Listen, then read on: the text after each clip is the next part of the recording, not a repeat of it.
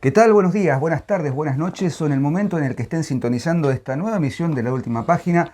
Les damos la bienvenida a quien les habla, el de pullover granate, Bermellón, y el caballero que hoy porta chaleco, más no cota de malla, pues es talit, en esta lid tremenda que es defender la literatura contra nequitiam en insidias diaboli. El ínclito Sancte Sebastinos Porrini defendenos imprelio contra nequitiam.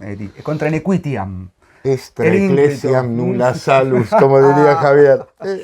El Basileo Basileus, ¿cómo es? Basileo. Bien, Basileus. Latín, un poco de latín griego, pero le doy la bienvenida a inmarcesible, el de notable figura, lanza en ristre, que viene a defendernos contra todas las iniquidades del mundo.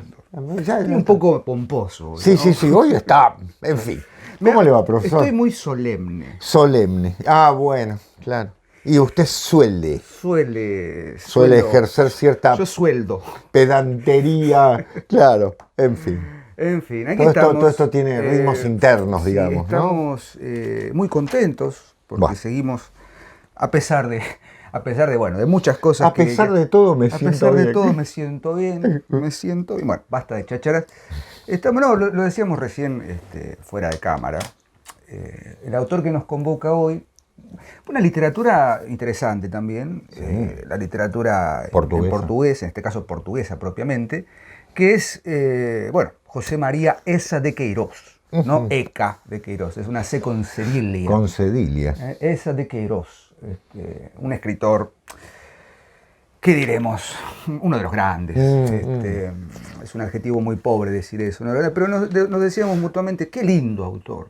No es lindo en el sentido de da gusto leerlo. Da gusto leerlo. Por eso, en el programa de hoy vamos a hacer una semblanza, una invitación a leer tiene bastante escrito, sobre todo creo que hay 3 novelas que son fundamentales. ¿Qué pasó? Yo anoté más. 3, qué sé yo leí 2. Tiene 1,5. Entre artículos. Bueno, Eza de Queiroz, como saben, portugués, nacido en 1845, muerto en 1900, en el inicio del siglo XX. Sí, señor. Y acá yo quiero hacer algunas observaciones y ponerme un poco beligerante. O no, tal vez. Hay algo, lo hemos dicho más de una vez, hay algo en la historia de la literatura, sobre todo quienes se dedican a hacer historia de la literatura, crítica histórica de la literatura y demás, que es esta tendencia de, ¿cómo decirlo?, establecer movimientos, parámetros, etc. Obviamente que hay una cuestión en torno allí de la época. Estamos hablando, esa de Queiroz, en Portugal, en Lisboa, fines del siglo XIX, segunda mitad del siglo XIX. Claro. Digo, ahí, por supuesto, una tensión latente que ya la hemos expuesto hasta el cansancio, en torno de, el siglo XIX es el siglo del gran cambio, de las grandes revoluciones, que por supuesto en las grandes ciudades europeas se traduce en reacciones, en adscripciones, etc. Y ahí es donde se da la disputa entre el romanticismo tardío y el realismo. Ponerlo en esos términos tan maniqueos a veces es complicado, porque hay que pensar, esto me lo enseñó una vez una profesora muy querida de literatura, Juana Iglesias. Sí, Juanita. Juana. Con sus modos bastante discutibles, pero nos dijo... Bueno, como todos. ¿Viste? Este chiste que hacemos siempre, no es que un día se levantó y dijo, hoy terminó el romanticismo, empieza el realismo. Claro. No. Se da una serie de disputas y de discusiones en torno de transiciones, y en ese aparato, o sea, en ese momento, en esa coyuntura, sobre todo en Portugal, Eza de Queiroz va a jugar un papel importante. Sí, señor. ¿No? Estamos hablando, porque digo, si ustedes van a consultar cualquier fuente sobre Eza de Queiroz, pertenece al naturalismo, al realismo. Bueno. Realismo, naturalismo. Bueno, la diferencia entre realismo y naturalismo, si quieren hacemos una pequeña clase de literatura, pero básicamente el realismo surge como resultado directo de los movimientos propios de la época, como dice William Hazlitt, ¿no?, del espíritu de la época. Darwinismo, positivismo, la idea de registrar la realidad tal cual es, ¿no? ¿Se puede? ¿Se puede? No se puede, menos en literatura. Dios mío. Entonces por eso digo, un poco de polémica, cuando uno dice, autores que pertenecen al realismo, Gustave Flaubert, y yo digo, mirá, macho, después de Bouvard y Pécuchet, si vos me decís que soy realista, tengo serios argumentos en contra. Pero ¿Por qué cito a Flaubert? Porque bueno, fue una gran influencia para Sí. sobre todo por Muy lo que, francés. claro, Muy por lo que francés. vos sabrás que es esta Coimbra, ¿no? Es esa ciudad portuguesa que La universidad. la universidad que tiene la posibilidad de abrir una vía marítima con París, sobre todo, con el centro de las grandes publicaciones, qué sé yo, un movimiento cultural muy importante. Y bueno, esa de Queiroz, junto con otros, yo los tengo acá anotados, Antonio Feliciano de Castillo, la famosa disputa, la cuestión de Coimbra, que es una discusión entre Castillo, vamos a decirlo, ¿no? Sí. El portugués es bastante malo, por no decir nulo, brega por una poesía romántica más bien Claro. con ciertas reminiscencias arcádicas, y Ujú. de pronto aparece un grupo de jóvenes poetas, sobre todo Antero de Quental, Antero de Quentao. el mismo Esa de Queiroz, que plantean una cuestión más moderna, más revolucionaria, si se quiere. Entonces hay una componenda en el momento de que Esa de Queiroz se escribe, que llevan, por supuesto, a que él, su primera novela, creo que es un policial en folletín, El carro de Santria, creo, sí, de Sintra. De Sintra, El camino de El Sintra. misterio del camino del carro de Sintra. Sí. Es una novela folletinesca policial. Y después se vuelca, sobre todo entre 1865, durante 10, 15 años, a escribir una serie de novelas que, por supuesto, si uno lo toma con los parámetros formales, son realistas, de una estética más bien realista. Ahora voy a citar un fragmento para que entendamos bien qué es el realismo literario. Pero luego escribe El mandarín. Ah, sí. Una El joyita. mandarín me parece que... Es Y una perdón que joya. haya monopolizado la palabra. No, pero no, simplemente agregar, Diego, que hay un programa de la radio y la televisión portuguesa, radio y televisión portuguesa, RTP, que está subido a YouTube. Era un programa que hacía un historiador, Hermaino Saraiva, un profesor de historia, un hombre muy interesante y muy apasionado. Lo único está en portugués. No están doblados, está en portugués. Pero bueno, si no entienden el portugués. Yo el portugués lo estudié y más o menos, igual es portugués de Portugal, que Claro, es muy cerradito, pero más o menos lo voy pescando. Esos que, ¿no? Las que me parecen tan nasales, son difíciles, pero más o menos le he captado, lo he visto mucho, entonces le voy captando el estilo. Tiene un programa dedicado a Esa de Queiroz, voy a ser breve porque es esto nada más. Búsquenlo, porque da un dato histórico, que incluso el programa se detiene para que él pueda explicarlo, que es el origen de Esa de Queiroz, porque tuvo que después va a marcar su vida, ¿no? Tuvo un nacimiento un tanto particular, es decir, primero no se sabe dónde nació. Ajá. O sea, ahí Hermaino Saraiva cuenta que está sentado en la iglesia matriz de una de las 3 ciudades que se lo disputan, como Homero, ¿no? En algún sentido, pero bueno, está asentado ahí, por lo tanto es la ciudad que más papeles tiene, Sí. en ese sentido. Me acuerdo, es un pequeño poblado, ¿no? Y que lo anotaron sin nombre de madre.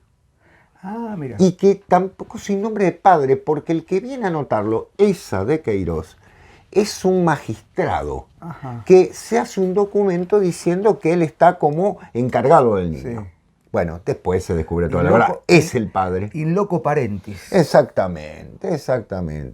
Indubio In pro dubio reo. reo, in loco parentis, en lugar de los padres en latín. Exactamente. Con lo cual, después, obviamente, esta persona termina por ser el padre, es el padre. Lo que pasa es que, claro, era un hijo extramatrimonial. Ojo, los padres no es que tuvieran parejas, sino no estaban casados. Entonces, en esa época todavía era hasta que, bueno, después se descubrió. O sea, ya tuvo un origen muy particular el querido Esa de Queiroz. Que por otra parte, vivió muchos años fuera de Portugal, porque era diplomático, Sí, vivió sí. mucho en París, bueno, y En Inglaterra también. también, exactamente. Que de hecho ahí creo que termina de escribir El primo Basilio. El creo. primo Basilio. Qué linda novela. Ah. Bueno, muy bien. Bueno, digo, hecha esta pequeña observación del contexto, digo, para entender de quién hablamos, ¿Usted de qué va a hablar? yo voy a hablar, me gustaría hacer un comentario sobre una contraposición. ¿no? Bien. Porque acá empezamos a hacer un poquito de análisis literario. El crimen del padre Amaro. Sí, yo voy a hablar de eso. De 1800, brevemente lo comentaré.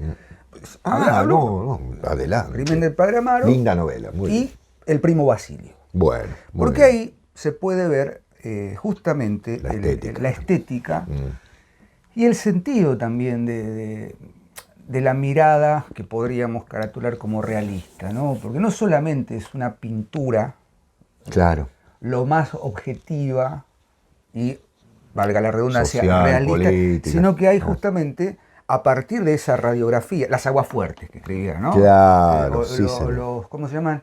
Estos retratos de costumbre, ¿no? Sí, exactamente, artículos de costumbre. O sea, de Mariano José de Larra. Exactamente, Mariano José de Larra. El pintoresquismo, ¿no? De ese tipo de escrituras. Acá en Argentina tenemos una disputa grandísima con respecto del matadero. El matadero. ¿No? Noé Gitric tenía un artículo. Es un artículo de costumbre. Es un artículo de costumbre, es realista, es romántico, ¿no? Pero se escribió en 1835, pero se publica 30 años después. Bueno, no me quiero derivar, pero sí. El tema de pintar la sociedad tal cual es, permite, por supuesto, el ingreso a algún tipo de crítica. Claro. En este caso, en el crimen del padre Amaro y en el primo Basilio, se critican dos formas de existencia social en la época. Sí, señor. Una suerte de, ¿cómo decirlo?, hipocresía religiosa. Bueno, esa que no le daba bastante a la religión. Sí, claro. Bueno, había motivos, ¿no? Sí, obviamente. Claro. Una denuncia, Hay sobre motivos, todo en el crimen del padre Amaro, de la vida rural, ¿no? Del Portugal rural, sobre todo en la ciudad de Leiria, que es donde sucede. Que él vivió. Vivió, sí, de hecho ahí se inspiró para escribir esta historia terrible que es el crimen del padre Amaro. No vean la película mexicana, con todo el cariño que le tenemos a los hermanos mexicanos, porque es muy mala, por dos razones, por la adaptación burda que hicieron y sobre todo porque el actor que interpreta al padre Amaro no le da ni por el tino a lo que es el personaje del padre Amaro, porque es un personaje absolutamente cínico, maquiavélico, hasta yo diría cínico y malvado, sí. Siendo sacerdote. No, una porquería de ser humano. Y luego, sí. en 1800... Manipulador. Sí, 75, se publica El primo Basilio, que ahí directamente en El primo Basilio, que es un novelón, una novela tipo bien del siglo XIX, esas novelas copiosas, hay una crítica a la burguesía. Claro. Pero fíjense lo que hace esa de Quirós, que lo hablábamos un poco en chiste. No hace solamente una crítica del modo de vida casi sociológica, sino que utiliza un elemento que es la carne, que es la volubilidad del sexo. Claro. La volubilidad de la tentación, del deseo, y cómo eso, frente a una sociedad, no quiero decir de toda Europa, pero fundamentalmente victoriana, con emanaciones de Inglaterra, claro. puritana, reprimida, con dobles facetas, porque acá se ve, tanto en el crimen del padre Amaro como en el primo Basilio, se ve la doble moral, la doble faceta de una sociedad que está como bajo el yugo de un puritanismo y de una cosa circunspecta, que ante la sociedad se tiene que mostrar una cosa.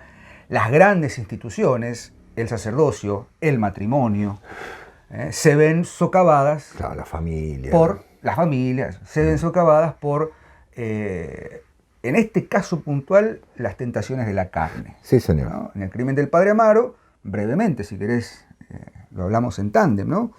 Es la historia del padre Amaro, que es un sacerdote que es enviado a un pueblo del interior. Y allí, bueno, digamos que... La marquesa de Alegros. La marquesa de Alegros, sí, tiene un interés romántico, que no es interés romántico. Claro, en realidad es Amalia, ¿no? Amalia, que es la hija, creo. Es la hija sobrina, no me acuerdo. de la casera del cura. Eso.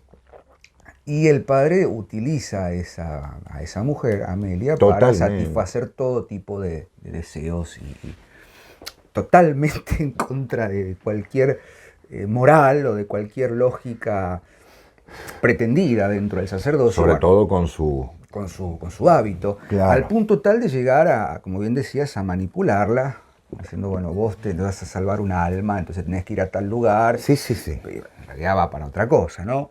Pero lo más interesante de la novela, no quiero abundar porque seguro vos vas a hacer otro comentario, es cómo esa de Queiroz logra asépticamente meterse en un quilombo, perdón por la palabra, en un despelote de primera línea donde, vayan y lean la novela, pero vos sabés que hay una escena bastante tétrica y particular, se va hasta el fondo.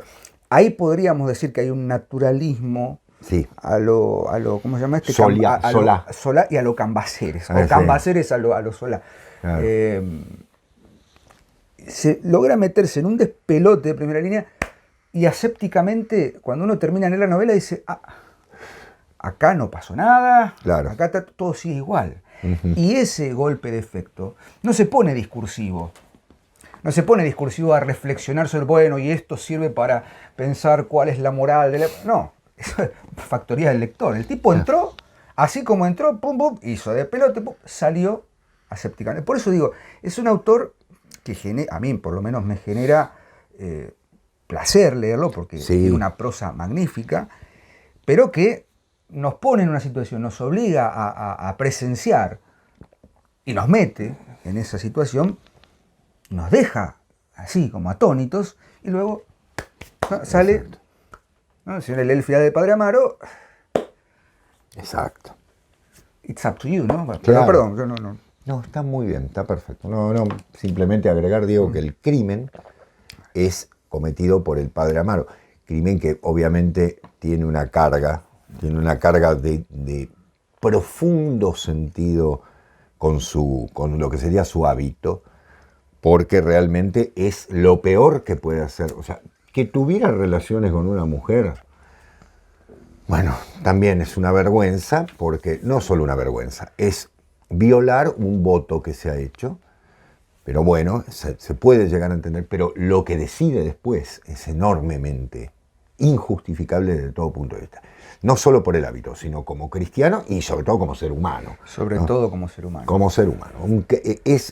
Se llama el crimen y en realidad yo me atrevería a decir que son los crímenes. Los crímenes, son varios, porque primero Seducida arruina al pretendiente de Amalia. Es verdad, me había olvidado de Claro, eso. Sí. al pretendiente que tiene un pretendiente Amalia que denuncia esto y él hace creer que es todo, claro, que es toda una gran patraña.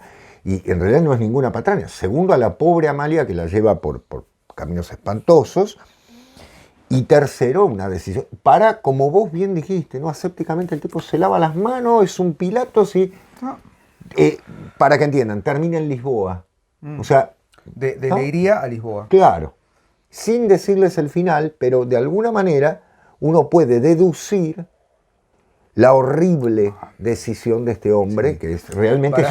No como cura, como hombre. Como ser humano. Como, claro. Como hombre. Y como hombre. Claro. Como hombre. Claro. Y que sea sacerdote, el padre Amaro, es un aliciente.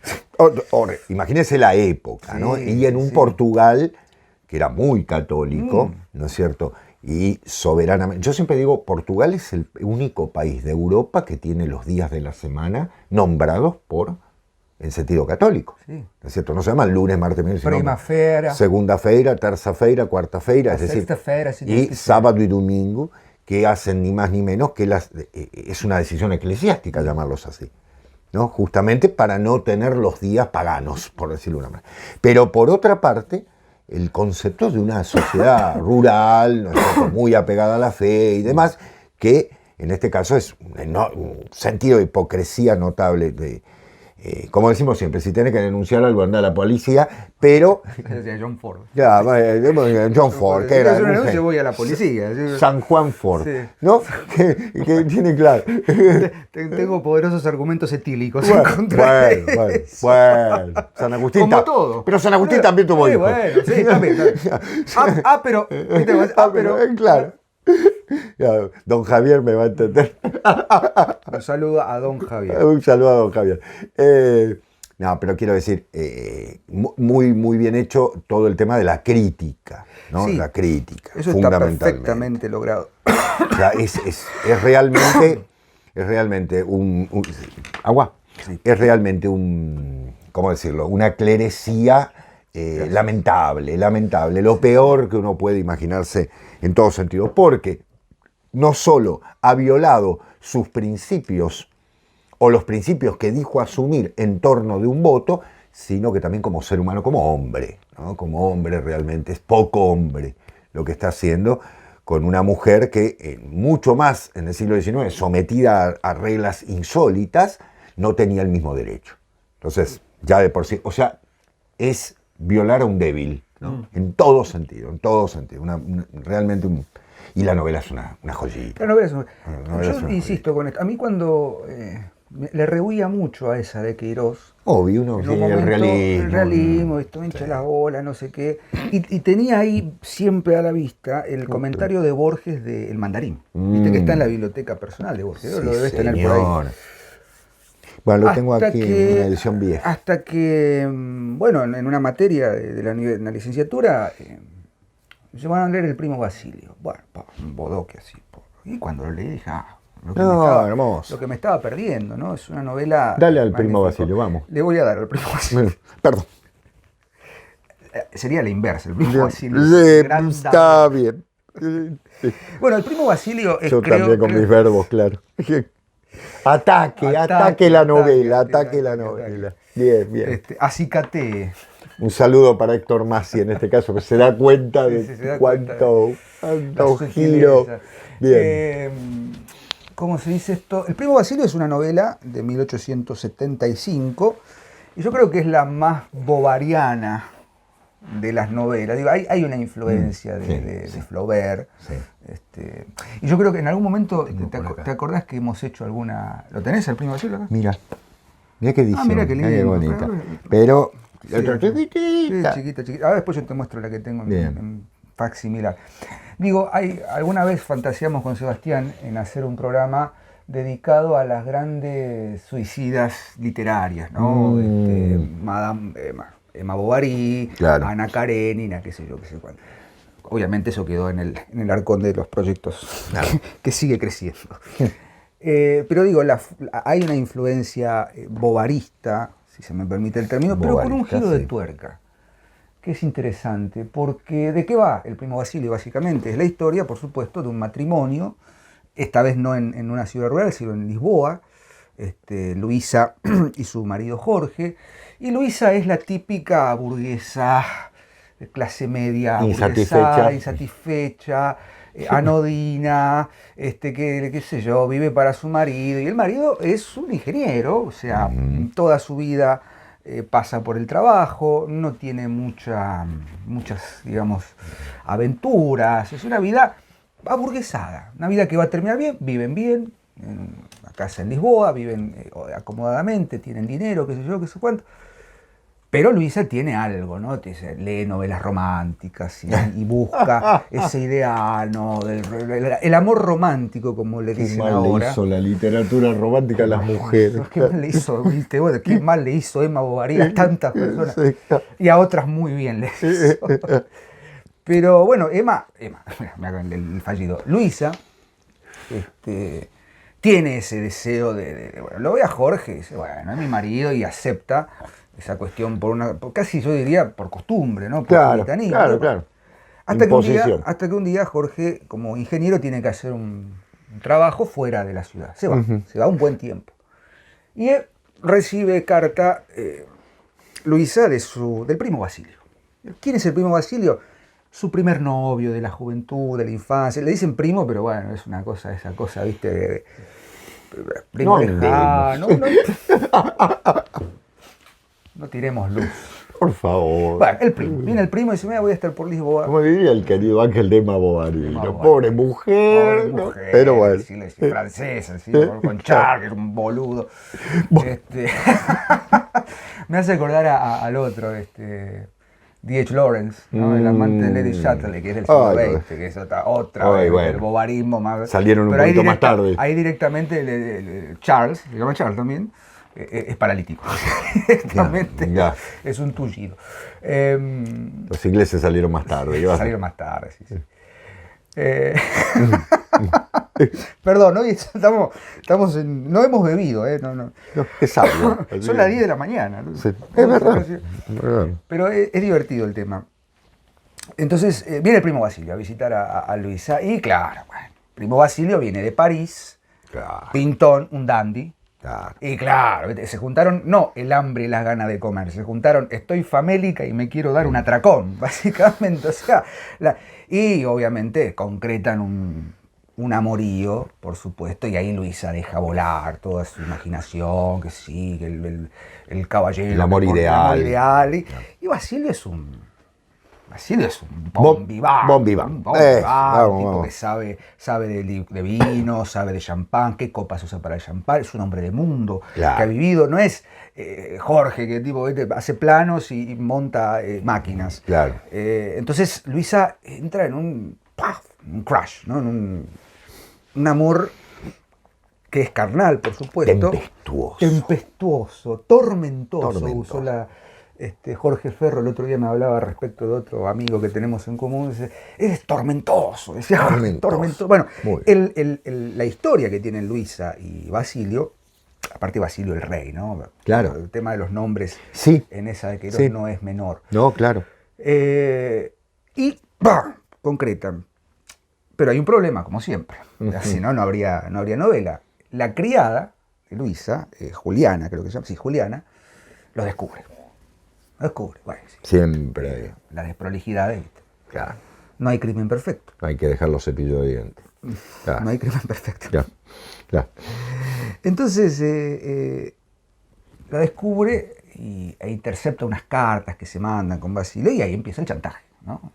El chantaje le dice, mire, si usted no cumple con determinadas cuestiones, yo le digo todo a su marido, bueno, lo consabido. Bueno, y ahí se arma el conflicto. Obviamente varios triángulos, ¿no? Jorge, Luisa, Basilio, Basilio, Luisa, Juliana, ¿no? Como decir, esta cuestión de las tríadas, Claro. de la, ¿cómo se llama? Del incesto, no es la palabra, del adulterio, ¿no? El ménage à trois. El ménage à trois.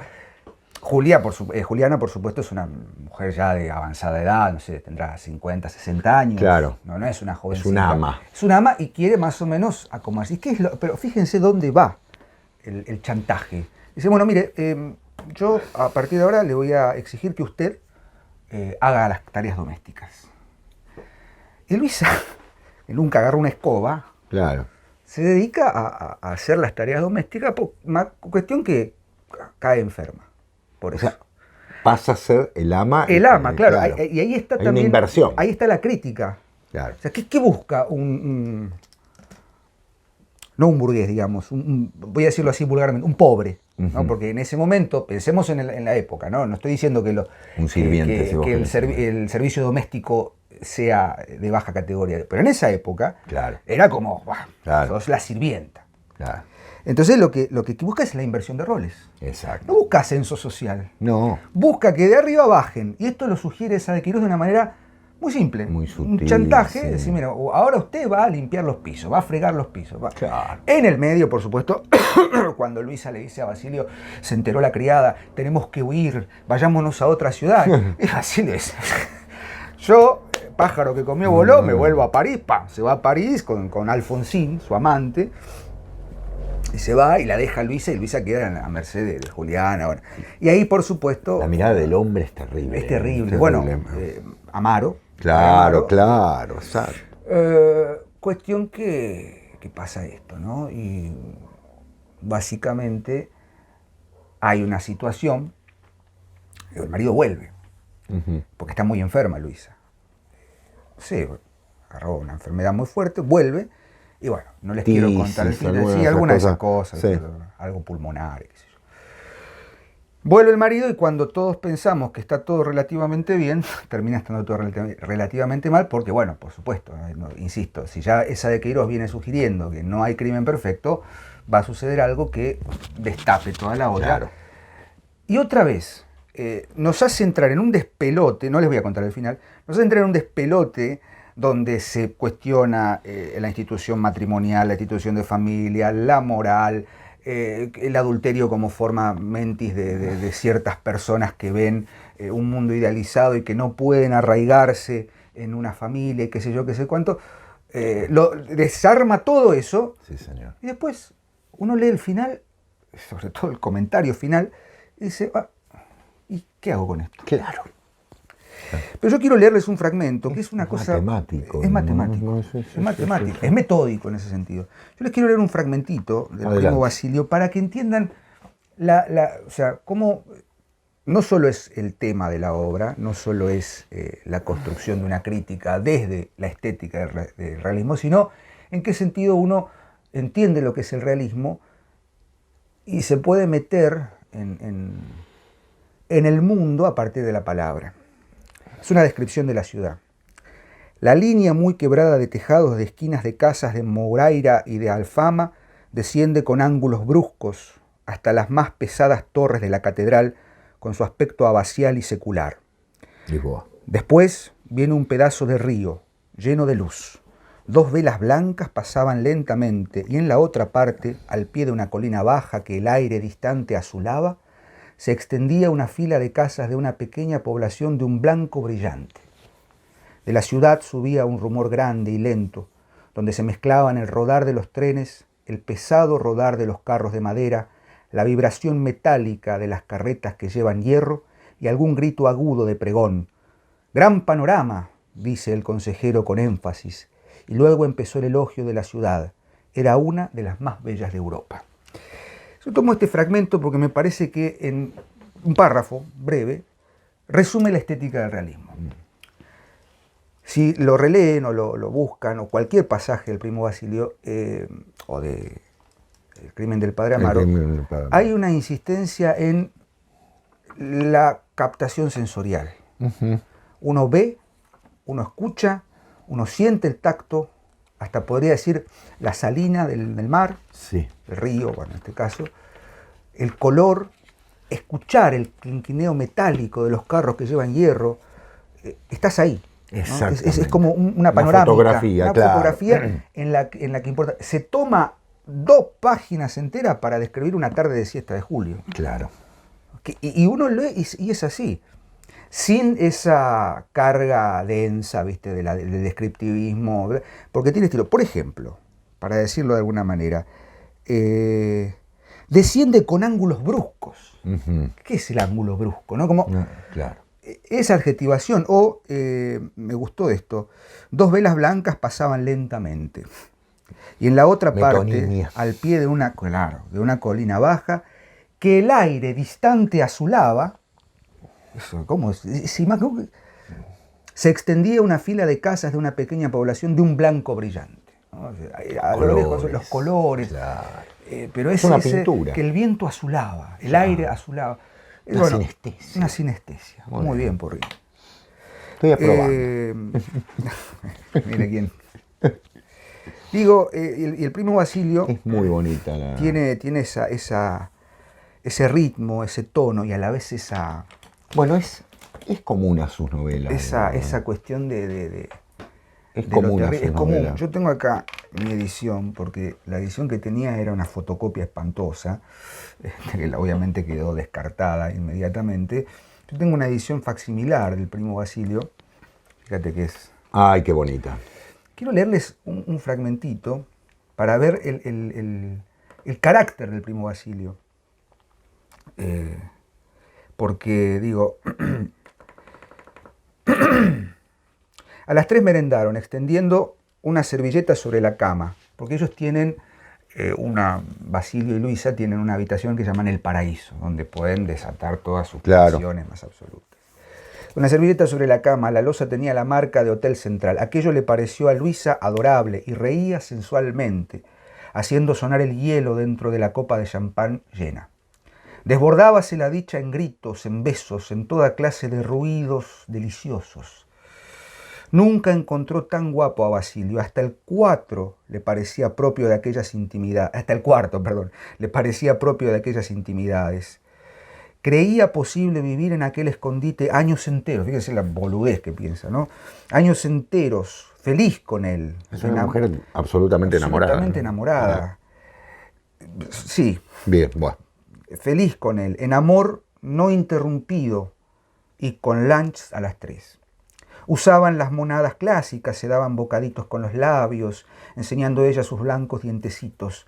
Bebían en la misma copa, devorándose a besos, y él quiso enseñarle la verdadera manera de beber champán, porque tal vez no supiera. Y acá está el contraste, ¿no?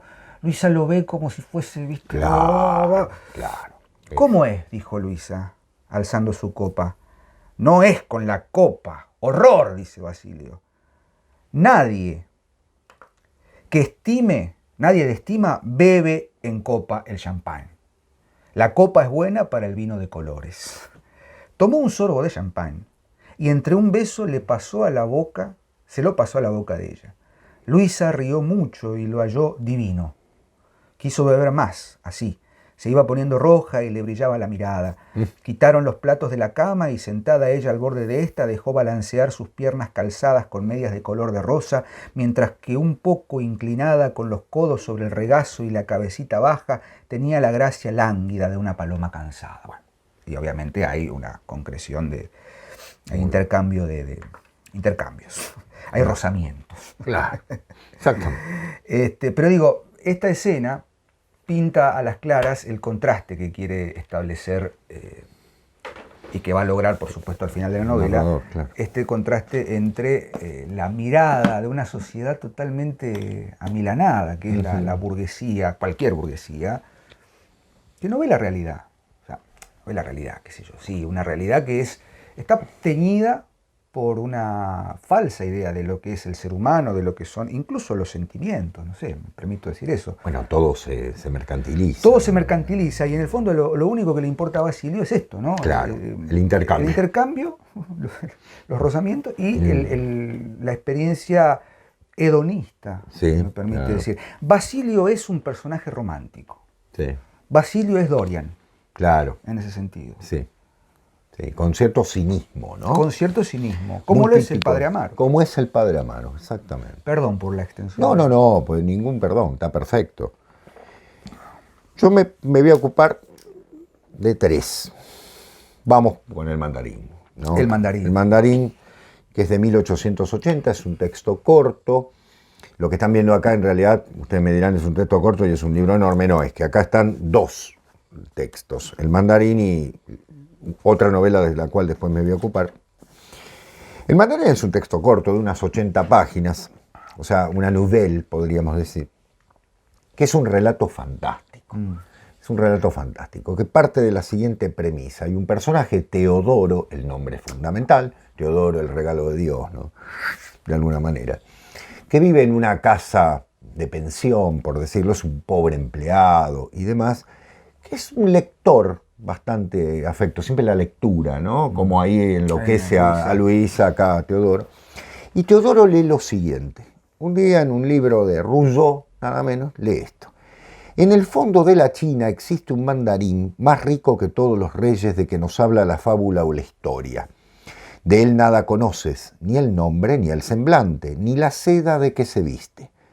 Para que tú heredes sus bienes inenarrables, basta con que toques esa campanilla puesta a tu lado sobre un libro.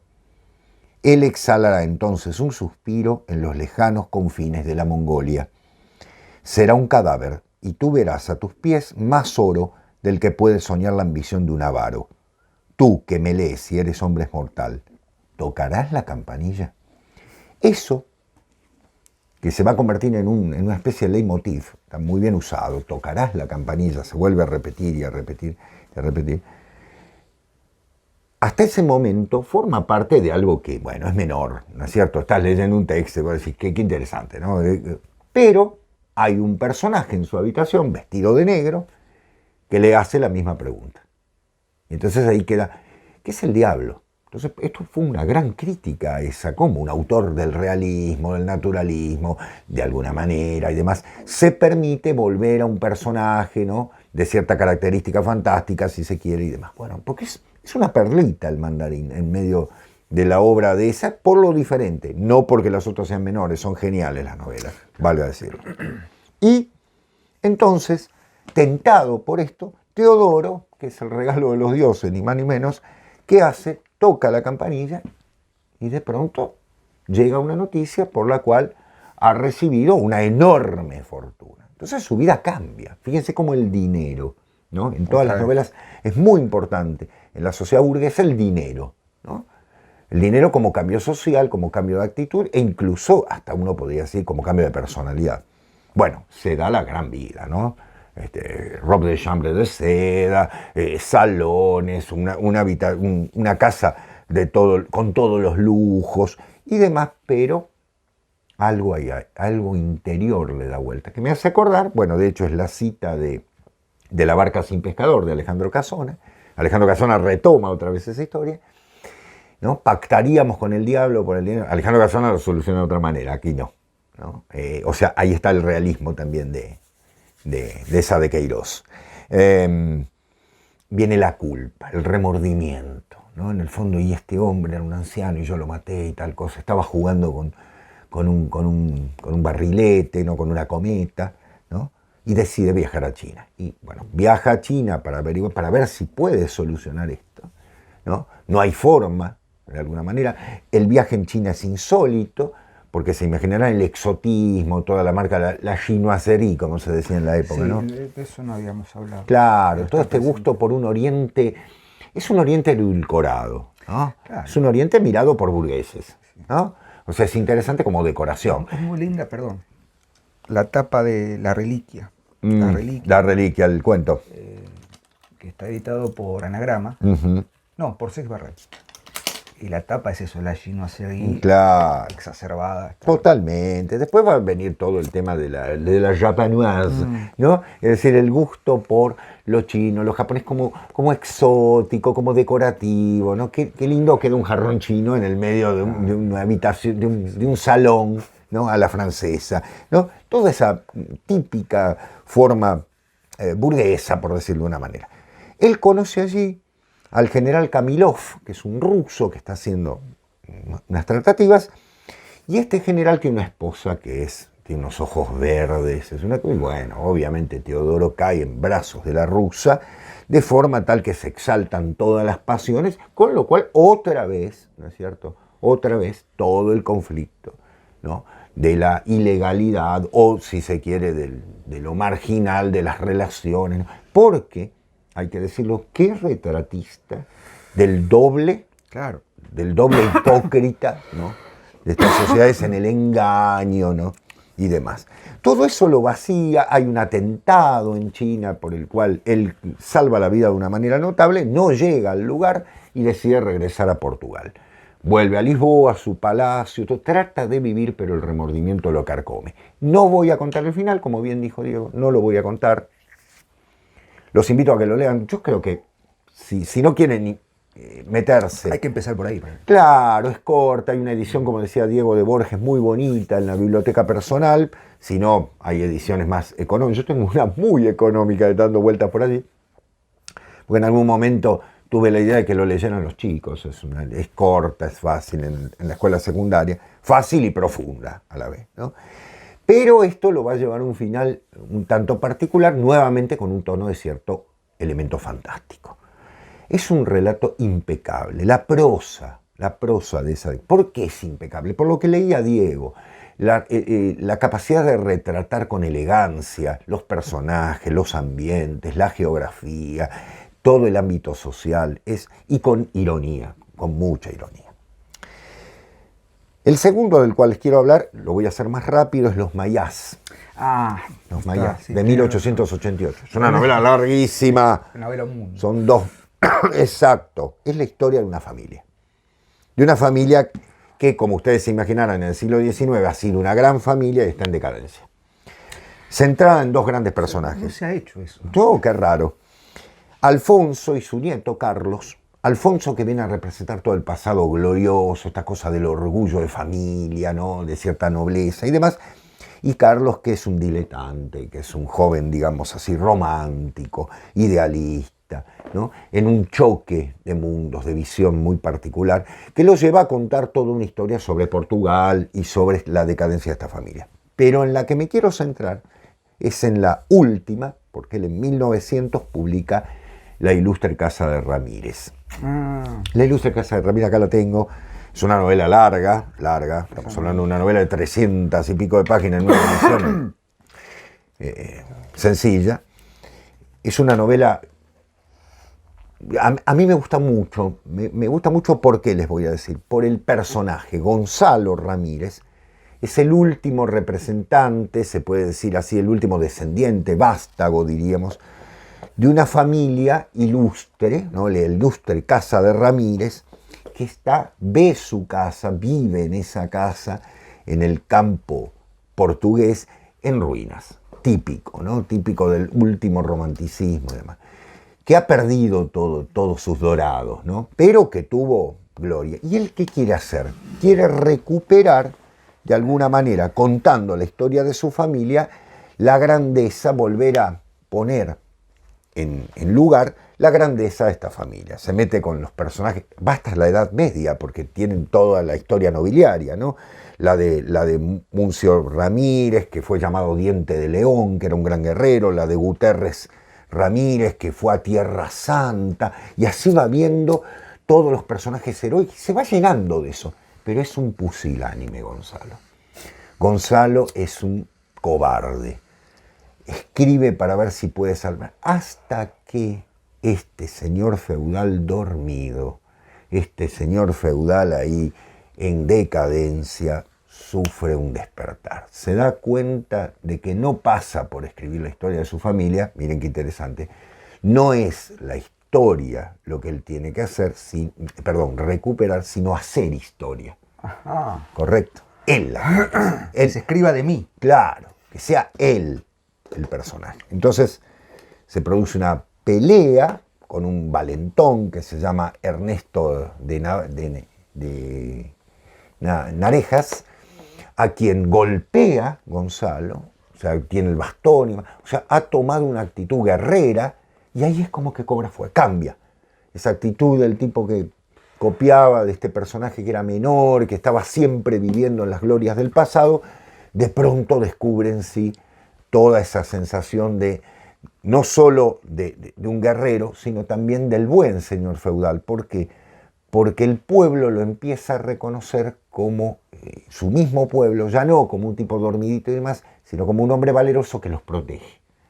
O sea, descubre que el verdadero sentido es llevar adelante una sociedad. Fíjense cómo la idea del progreso, ¿no? La idea de cierta cosa liberal del siglo XIX que ya tiene que llevar adelante el progreso. ¿Y a dónde va? Se va al África, primero se hace elegir diputado, o sea, gana las elecciones, le da eso un enorme poder, porque lo devuelve al centro de la escena, y en un momento comprende que ni eso es lo que sirve, tiene que hacer, ¿cómo decirlo?, el rol de conquistador. Entonces se va al África, donde hace una fortuna, y retorna a Portugal, ya hecho un señor, digamos, de manera comprobable. ¿Cuál es el sentido? Es decir, no quedarse en las telarañas del pasado, sino construir un futuro propio.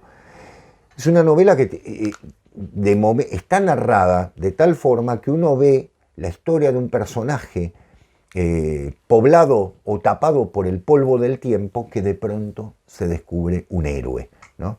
Muy linda novela, muy amena para leer, dentro de lo que decía Diego, El primo Basilio, El crimen del padre Amaro. Son novelas que, centradas en la tierra, tiene otra que se llama La ciudad de las sierras, también, que es una novela en ese sentido, siempre el interior y la ciudad, ¿no? La ciudad como claro, el típico problema, ¿no?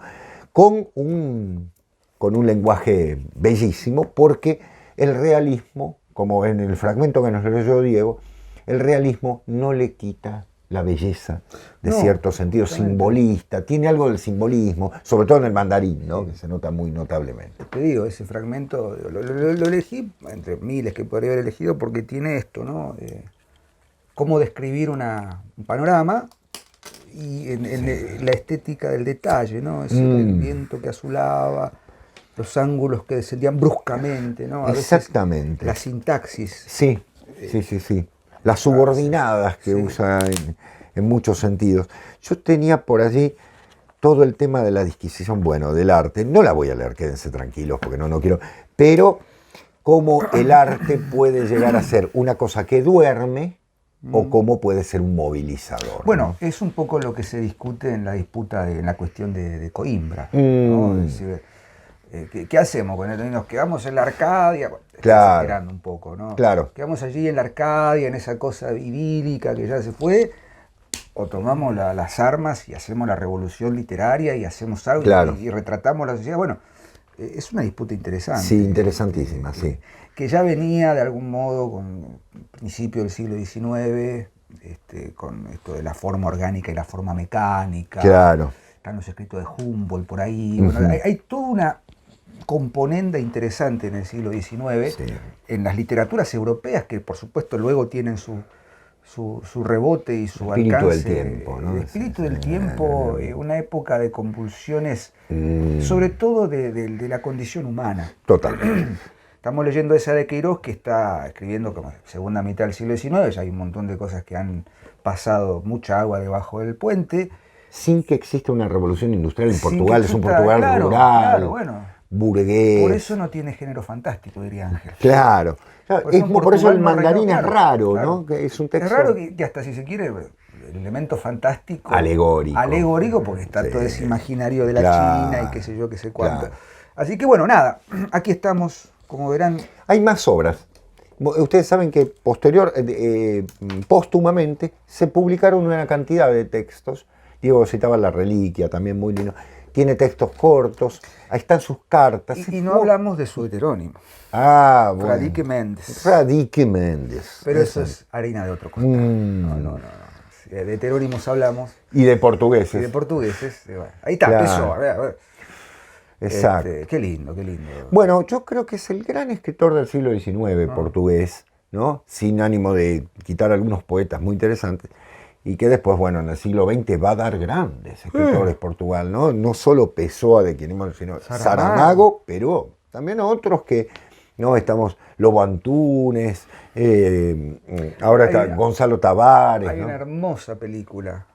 Perdón por la No, digresión. adelante. Hay una hermosa película, creo que vos la viste, con Jeremy Irons. Sí, un tren a Portugal. Tren nocturno a Lisboa. Un tren nocturno a Lisboa. Si quieren una pintura Hermoso. fabulosa de lo que es Portugal y Lisboa, yo no conozco Lisboa, tengo ganas de ir. Yo también.